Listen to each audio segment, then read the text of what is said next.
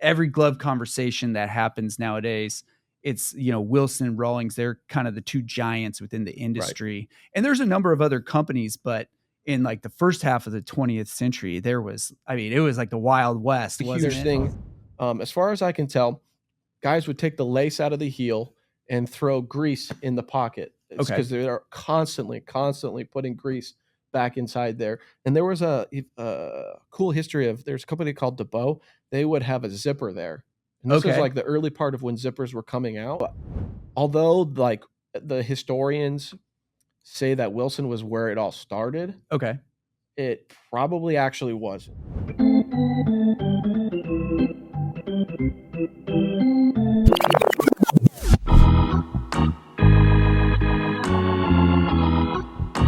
All right, welcome into another episode of Beyond the Glove. I am your host, Ben Loafman. So here at Just Gloves, we really specialize in selling performance ball gloves to parents who are buying for their players that are usually between the ages of 9 and 18 years old.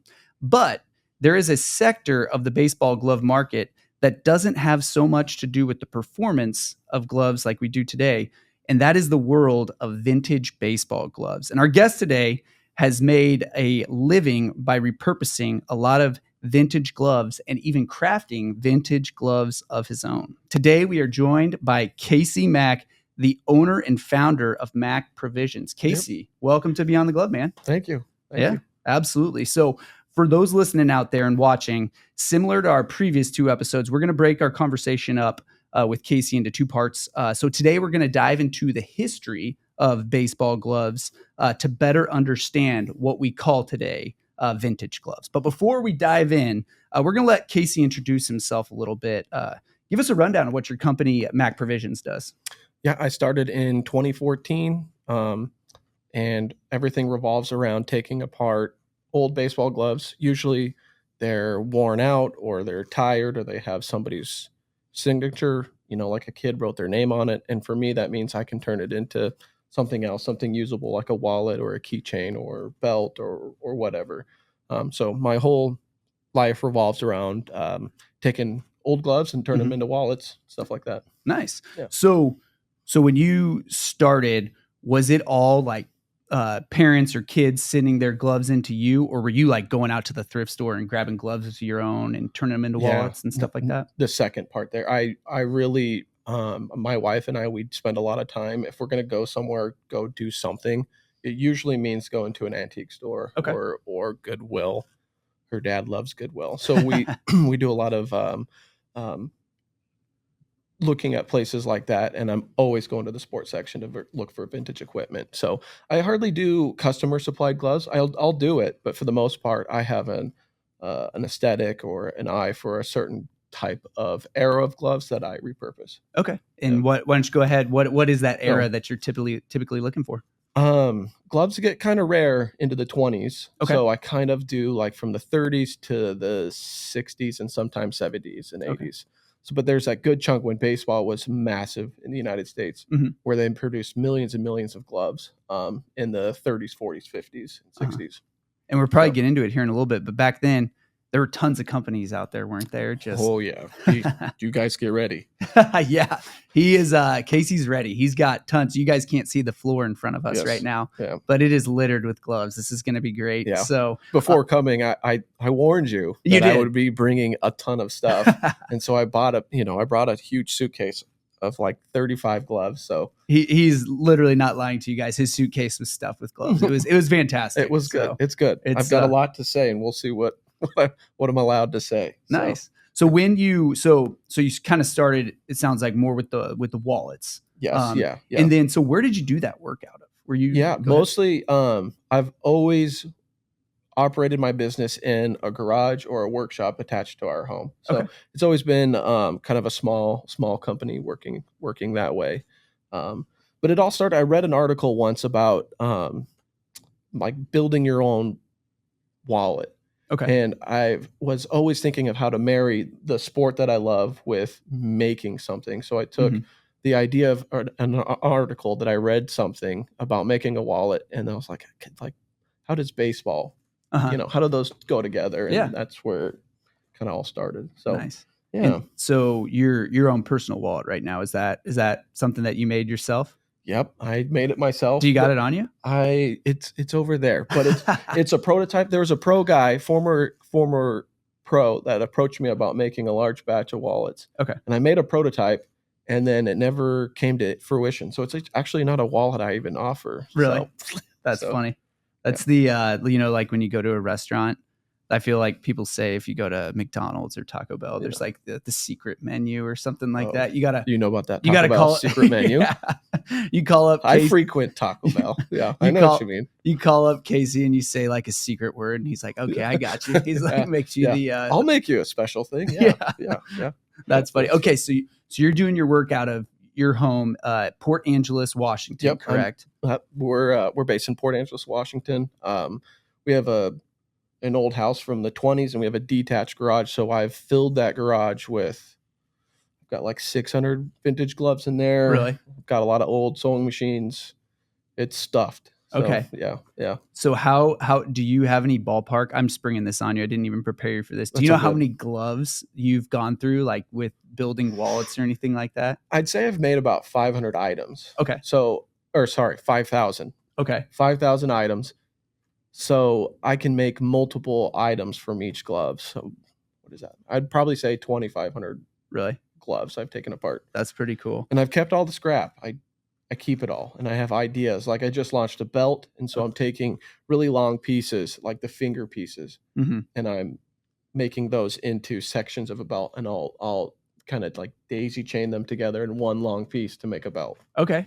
So I've saved all my stuff to do that. That's cool. Yeah. Nice. So you're not even the scraps. You're finding things to do with. I have a hard time throwing that stuff away. You know what I mean? Like if you're gonna take the time to gut a glove and get it all taken apart just to throw some of it in the garbage. Yeah. So I really try to either hang on to it for an idea later, or turn it into something. Nice. So, yeah. That is really cool. Yeah. And so you're in Port Angeles now. And is that home for you originally? No, I was born and raised in Spokane, Washington. I actually moved down from Port Angeles from Juneau, Alaska, to be closer to my wife when we started dating. So moved down to be closer to her, and so we got married, and that's where we've been now. I've been down there for about 5 years or so. Nice. Yeah. Very cool. Yep. And so when you alluded to this earlier. So you've got your garage, and you're doing all this work, and I think it's important for people to know that you're not just out there kind of tinkering, trying to figure out what to do, how to sew it correctly. No. You know how to operate in an industrial sewing machine. Yeah. Is that so correct? When it comes to wallet making, when it comes to leather work in general, there's two ideas, either with making stuff on a sewing machine or doing it the traditional saddle stitched way. So all my wallets are sewn hand stitched. So I've got a stitching pony, and I'm putting a needle back and forth through it. Okay. A sewing machine, the needle comes through the material, and then it's got a bob inside, and it hooks together. Like there's a bobbin hook that pulls that through, and it loops together. Traditional saddle stitch, the thread passes through each other. So technically it's a stronger stitch. Okay. So I do all my wallets hand stitch. Everything is hand, 2 needles, 1 thread, hand stitched. Okay. Gotcha. Nice. Yeah. And but you do know how to use those industrial sewers, correct? Yes. Yeah. I've been fortunate enough to work at a couple different factories or small businesses where I've was taught how to operate industrial sewing machines, walking foot sewing machines, cylinder machines, all that kind of stuff. And so I was actually wondering this as I was preparing for our interview. So I feel like back in the day, people would call, like, it was oftentimes a lot of ladies that would work and they'd call them seamstresses. Is that correct? What is your official, like, if you were going to name your professional skill? Funny. I didn't see this question coming. Sorry. Yeah, because if you look at a bunch of, I'll look at vintage photos of factories where gloves were being manufactured, and it's a floor of women. It's usually for the ladies. And so I don't know. I think I would say sewist is what I would say. Yeah, but it's funny because when I worked at the yacht company, I had a coworker, Emery, and he would call us sewers. Sewers. Sewers. Oh, okay. Yeah, I guess that So doesn't sound it's great. the same. Sower and sewer. It's the Uh-huh. same word. So we're just sewer people. That's funny. I feel it when I was looking up, I saw someone use the word seamster, which I thought Seamster. was kind of a cool. That's kind of a Yeah. cool. Yeah, that's funny. A I don't cool know. term. That's a good question. I think I've seen there's people that have stickers that say "men who sew," Okay. which is such a funny thing. Uh-huh. Because even back in the day, Singer was a massive manufacturer of sewing machines Uh-huh. for a couple hundred years, and their instruction manuals used to have techniques on sprucing up your if you're a wife and your man was coming home from work, how to spruce up yourself after a day of being on the sewing machine. So Really? yes, Huh. it's kind of I don't know, it feels weird because I feel like I know more men who sew, Yeah. but there's a you know it's a gendered thing. Like the long history of it. Yeah, Yeah. yeah, yeah, So yeah, that's interesting. yeah, But yeah, so you have this skill, which I would say is probably like a pretty rare skill nowadays. yeah. And I don't. There's a lot of people I've learned from people who are like master craftsmen. Mhm. So I'm not like the best, but it is a rare thing, and I've always wanted to do it. I fell in love with sewing in high school. I took a quilting class to meet ladies. There you go. I was the only dude in there, and I didn't fall in love with a lady, but I definitely fell in love with sewing. So Really? it all started in high school for me, and I don't know. I don't know what it is. I just felt called, or I don't know how to describe it, but I knew like I wanted to make things with the sewing machine for a long time. Okay. So So you ended up going to like 2-year and 4-year college, is that right? yep, yeah. I played ball at a pretty high level. I had a lot of teammates that were drafted out of high school, and then I played CC ball for a year, and then I went to a D3, and then I was kind of burnt out, and that's when I moved to Alaska. I lived in Alaska for 10 years. Okay. Yeah. Nice. And so what I'm just interested to ask, because I'm gonna guess it wasn't sewing. What did you major in college? Yeah, English. Yeah. Nice. Yeah. Schools, this is gonna be a hot take, but like school's kind of dumb or not for people like me. I guess I'll say that. Uh-huh. So I picked the easiest thing that I knew I could maybe get a good degree in. Okay. And like to this day, if somebody tells me to read something, I go, I don't know how to read. So that's just That's funny. Did you I feel like I could see you'd be a fun teacher. I could see you being like a yeah, fun English teacher. yeah. I don't know. Maybe I'd probably just talk about baseball. There you go. If high schools offered a baseball history pod or a baseball history class, Uh-huh. I think I could do that. You could handle Yeah, that? yeah, yeah, That's fun. yeah, Nice. yeah. All right. So, like I mentioned earlier, so we are going to talk about the history of gloves, but Casey's story's so awesome. I had to get a good chunk of Yeah. it in there. Thank But you. let's hop into these baseball gloves. So, my first question for you, I think, is going to be it's why do we have baseball gloves? But I think the better way to ask it would be why haven't there been gloves since the very beginning of baseball? Yeah, the early history is really hard. There's a lot of literature on why baseball started out as a barehanded sport. Mhm. There's a lot of history that goes to way back to like Egyptian times. I'm not so like versed on that, Mhm. but it was seen as a manly thing to not wear a glove. Okay. And if you did, usually they would be like a buckskin that was flesh colored, so it wasn't like you look like you're wearing a glove. Okay. So we're talking about the latter half of the 19th century when baseball really just exploded Uh-huh. across the nation. It became a very fast paced sport, became our pastime, and in those early days, you didn't wear a glove. Okay. And the glove industry started out of injury, somebody hurting Uh-huh. their hand. So they're like there was some honor in like making errors and not being a great infielder. They definitely sacrificed their hand and their body. I've read accounts of people breaking their thumbs or their pinkies, and they're facing in different directions Ugh. and having to pop them back in. Uh-huh. Just gruesome stuff. Yeah, that's So, disgusting. Um, you know, but hey, you had to do what you had to do. yeah, So you got to sacrifice for the team. yeah, You can't lose. that's right. You need to break a finger to win. There you go. I guess it's like in the backyard as a kid. You would let when you play with the tennis ball or the Yeah, racquetball, yeah. you didn't rock Yeah. any gloves back then. If Yeah. you're like, if my brother came out and we're playing tennis ball, baseball, and he's bringing his glove, you're like, you got to put that glove Yeah, down, put buddy. it down, So, big guy.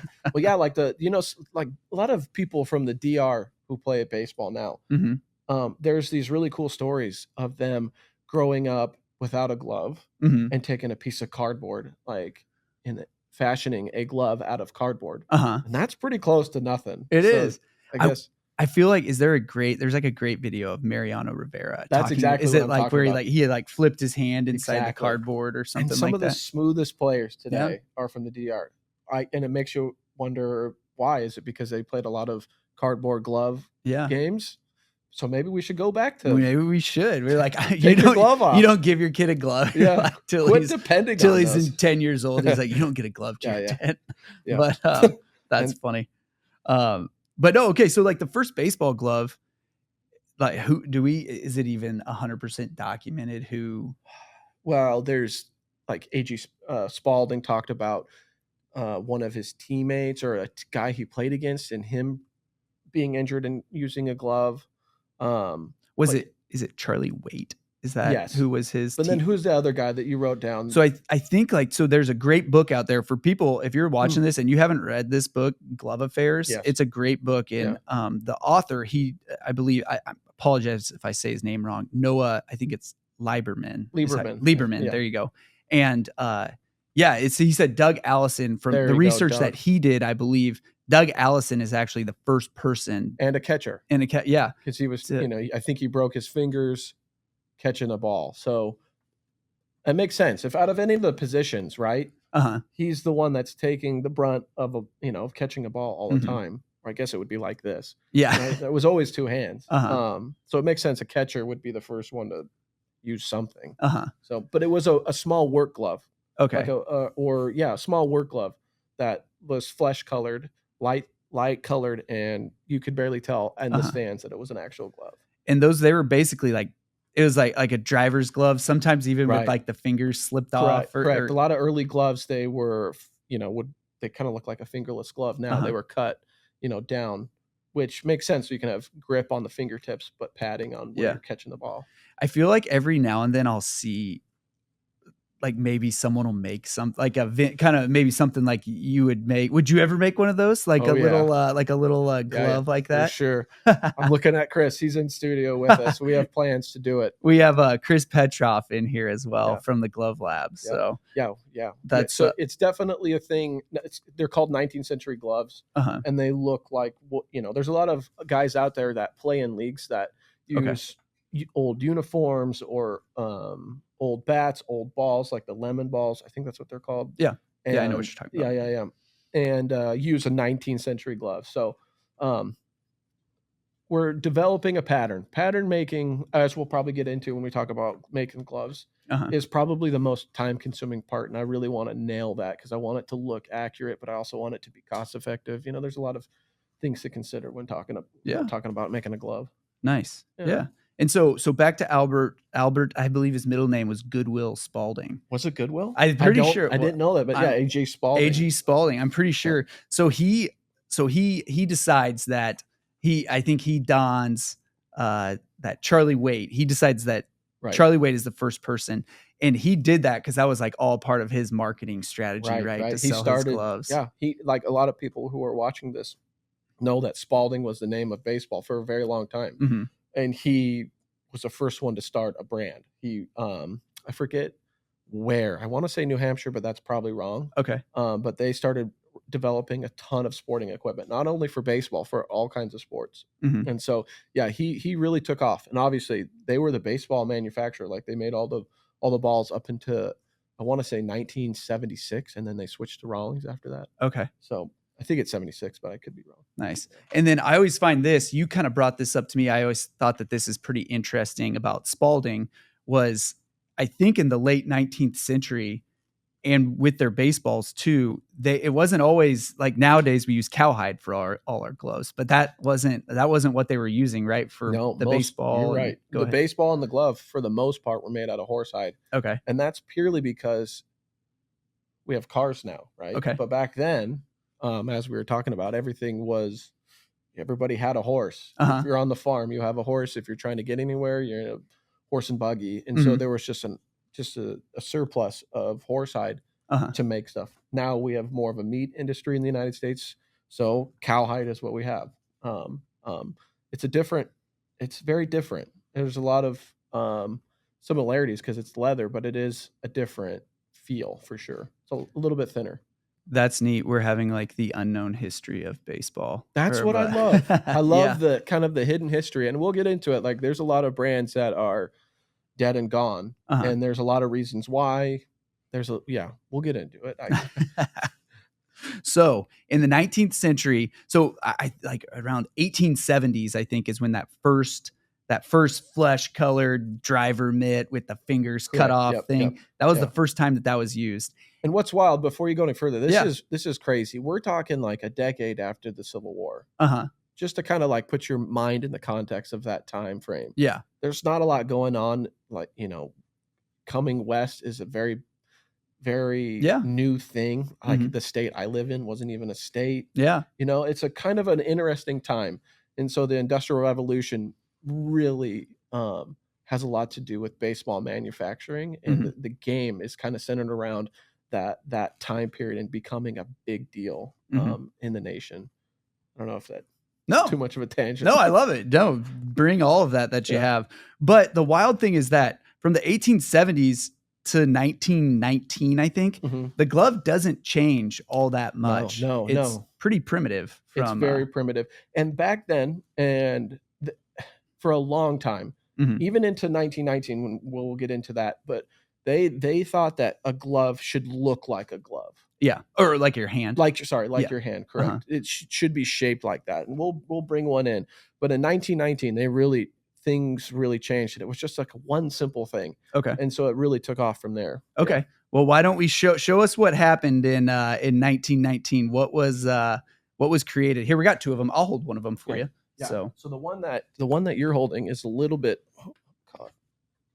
Yours is from 1935. Okay. This is an actual 1919 one, and the big difference between the Bill Doak one that you're Okay. holding and So in 1919, this is the Bill Doak glove. So this Correct. is where it kind of like started to change a little bit. it definitely So, changed. And as you can see here, the fingers are taller and the thumb is down. It looks like a hand. It's shaped like a hand. Okay. But Bill Doak, who was a ball player, he went to Rawlings and said, "Hey, make me one with an adjustable lace." And this is the original lace in this glove. I'm very cautious before this trip. I'll be honest. It had a top lace, and it fell off. Okay. Um, A ball glove casualty. because I think it's the original lace. And Bill Doak came up with the design to put a lace between the thumb and the index to have a pseudo web. Okay. Adjustable web, because with a lace you can tie it tighter, Yeah. or you can untie it and have it a little bit loose, but it creates somewhat of a pocket. Okay. And before this, everybody was like, bam, right in the palm. You're getting bruised palms from. Yes, even into this, like would you trust the lace to catch a ball? I But don't know. I don't think But so. as you can see, the ball, where people are starting to catch the ball, is moving more and more in between that natural U between your index and thumb. Okay. When you create a pocket, and you're holding one that's a later variant of the Bill Doak that actually has leather for a pocket. Mhm. So So the ball, for those that are listening, so he's got the 1919 Bill Doak in Yep. his hands there. I got the 19. This is, you said 1935. 35. So this is a little more advanced. So you can see with his, the web was literally a piece of lace. And in this one, it's like a cute little eye web or something like that. It's a cute little eye web. That's Yeah. exactly it. You can see. But I would trust that over Yes. just this lace. So yeah, as we move from the teens up into the 30s, there's some slight changes, but still, this looks kind of like what they were using in the 1870s. It's Mhm. not really much different. Maybe a little bit more padding. Definitely by the 40s, there was a lot more padding, Uh-huh. like especially around the pinky to the thumb. A lot more of a heel, big Uh-huh. time. So in the first half of the 20th century, so like we're gonna say 1900 to we'll say 1950. Were there any web gems to be had? Like, this might be controversial, but I don't think so. I mean, I feel like people are always like, Joe DiMaggio was so good he didn't have to dive after Right. anything. And I brought is always the comment. I've got a Joe DiMaggio on display behind me Okay, somewhere. grab it. Oh, you can turn around. That's fine. Do you know which one it I is? think it's this one. Okay. Yeah, you're good. So It's fine. sorry. But yeah, this one says Joe DiMaggio right there on the heel. Okay. And this is a great like display difference. Mhm. Look how much padding is in the thumb and in the pinky. This is on his Joe DiMaggio Joe glove here. DiMaggio 40s glove, maybe 30s. I don't know. But look at how much padding there is compared to what you were holding there. Oh yeah. Yeah, you're definitely you're a lot more padding. Yeah. This is a nice like this. I feel like, but like, do you see how you naturally your those middle three fingers go like this? Yeah, you're kind of doing like the surfs up sign. That's exactly. That was the way gloves were supposed to be operated back then. And the only way you could catch a ball is with two hands moving that down. So it's all like in this motion. And that's what they taught. Yeah. It's weird. It's weird for us people now. Yeah. Because that's not what we're used to. So Joe DiMaggio's going full tilt in the outfield and lays out. There's no way he's holding onto a ball with this. Well, no kidding. Like, go play outfield with that. Good luck. That's this is cool. I really like this Joe DiMaggio glove. It's comfy. They whoever had this before you took really good care of it. So. And it's cool because and another thing is lace. They didn't have laces in the pocket. Okay. Yeah. And that was a huge thing. As far as I can tell, guys would take the lace out of the heel and throw grease in the pocket. It's because they're constantly putting grease back inside there. And there was a cool history of, there's a company called DeBow. They would have a zipper there. And this was like the early part of when zippers were coming out, that they would unzip it, throw in grease.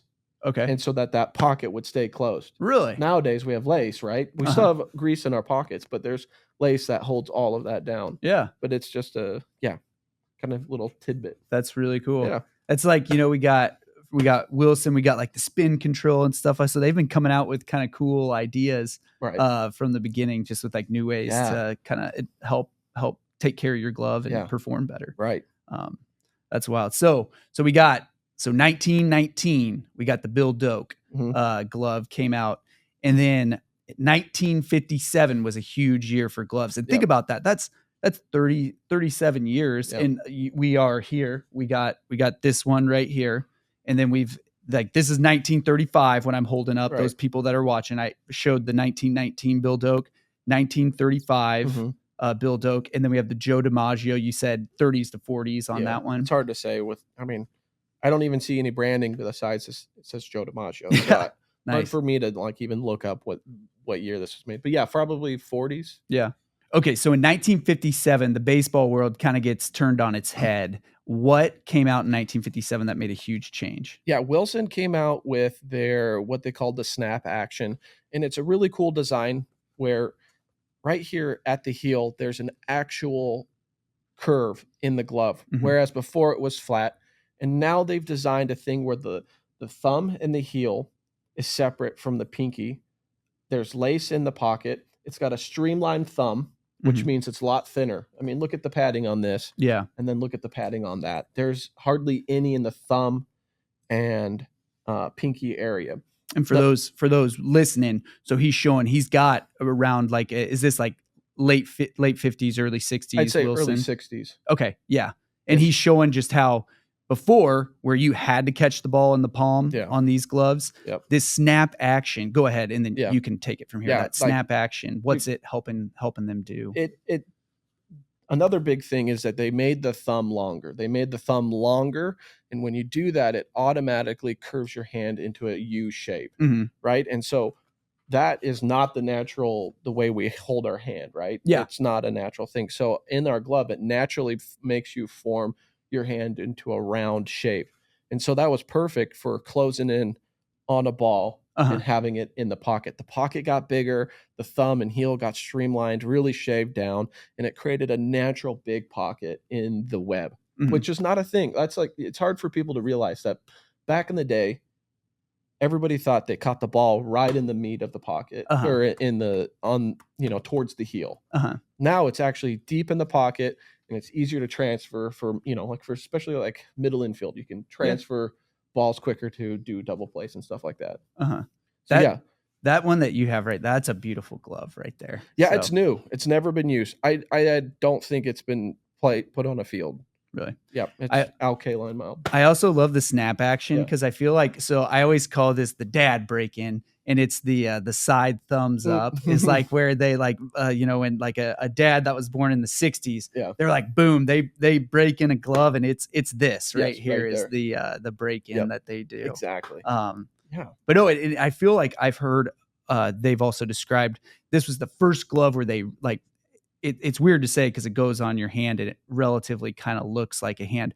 But this was the first glove where they were like, we don't need it to be completely ergonomic anymore, where it no. looks exactly like the human hand. Exactly. Yeah, there was a and it was so interesting because Major League Baseball was concerned. They were like, "Well, we have rules and regulations that Mhm. looks bigger. Like Yeah. just by the look of it, it looks bigger." Yeah. And Wilson basically had to say, "No, it looks different because it's designed different." Mhm. But before we get too far into Wilson, Yeah. I got to bring up Kirk because Oh, yeah. I've talked about it with you and I've looked into patents. Yeah. So Go ahead. So this is like today for those of you watching and listening, you know, every glove conversation that happens nowadays, it's, you know, Wilson and Rawlings, they're kind of the two giants within the industry. And there's a number of other companies, but in like the first half of the 20th century, there was, I mean, it was like the Wild West, wasn't there's it? tons. There So, was tons. You know, back and then glove manufacturers not only made their own gloves in the United States, they also had tanneries attached to okay. their company. Yeah. Like Wilson had a company that was very close that they were basically making all the leather for them. Same with Rawlings. Uh-huh. Same with a lot of companies. But Denkirk is kind of the unsung hero in my mind. Okay. They were Also, say the name of the town that they're from. Gloversville. Like you can't beat that. I got to go into that. It's a cool okay, name. go ahead. Because Gloversville, back in about the same time baseball was becoming a thing, Gloversville, New York, which is near Cooperstown. Okay. So I think that puts into perspective as to why baseball was so big in New York. Mm-hmm. In Gloverstown, they had a huge manufacturing hub for fine leather goods for gloves. Then they came out. There was a couple other companies that started, like Kenwell. That Okay. was another big brand. They had their own tannery, made their own gloves. But Denkirk started in the early 1900s, Okay. and they pretty much not exclusively, but they worked with a lot of the companies in New York State, like the Brooklyn Dodgers, New York Giants, Mm-hmm. obviously the Yankees. Yeah. They had a lot of players that had their name with a Denkirk glove. But in 1955, Uh-huh. Denkirk was really good at putting their patents on their glove. Not a lot of glove companies, you don't see a patent on there. I mean, there's a one on that Wilson, but it wasn't as visible on the pocket like Okay. this Denkirk. So if you guys, for those, it's kind of neat for those that are watching, you can see on this Wilson glove, it literally says like patent number 2231204 and stuff like that. And you said that Denkirk was doing this a lot. Yes. So this one says June 19th, 1954. Okay. They got the date. They got the date. And I sent you this, and I think it'd be cool to pull it up on the screen because Okay. it shows that Denkirk was approached by Phil Rizzuto to change what he was using in the 40s and 50s Uh-huh. into making one with a deeper pocket. Okay. So although like the historians say that Wilson was where it all started, Okay. it probably actually wasn't. And it's going to be a hot take because Okay. everybody uses a Wilson or a Rawlings these days.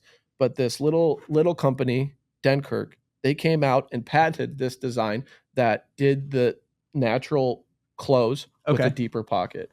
And I like this one because it's a Sandy Koufax. It says Sanford Koufax on it. Okay. And he did not have a glove contract. He never had a contract. Really? If you look it up, you can go on eBay right now. There are ones that were made in Japan in the 70s, and I think it's illegal. They illegally put his name on a glove. Okay. But he never had a contract except with Denkirk. Okay. And that has, if you feel it, it closes just like a Wilson A2000 from that same time period.